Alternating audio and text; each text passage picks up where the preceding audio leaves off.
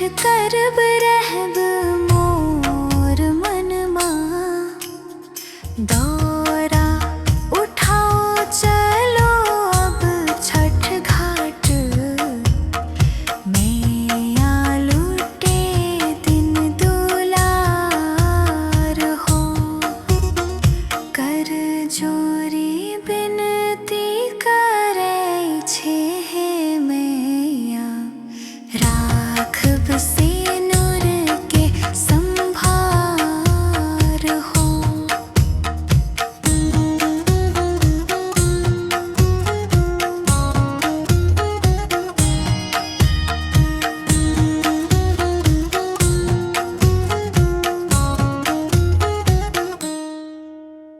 जिंदगी हम तोहर अचर के छैया, असरा में थार मैया भेजल नयना। करियो कृपा अब हे छठी मैया, भरी दियो गोदिया हमार हो।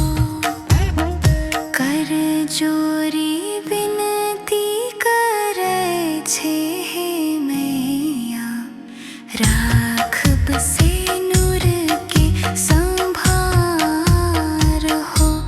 केलो हम पहिल बेर छठ के बरतिया, राखभी छठी मैया हमरो इज्जतिया।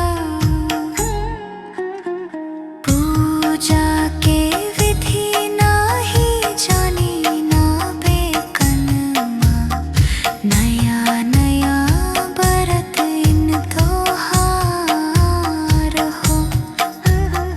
कर जोरी बिनती करे छे हे मैया, राखब सिनुर के संभार हो। हमारे इस चैनल मैथिली गंगा को लाल बटन दबाकर सब्सक्राइब करें, वो घंटी के निशान का बटन दबाएं ताकि सभी नए वीडियो आप तक तुरंत पहुंचे, बिल्कुल मुफ्त।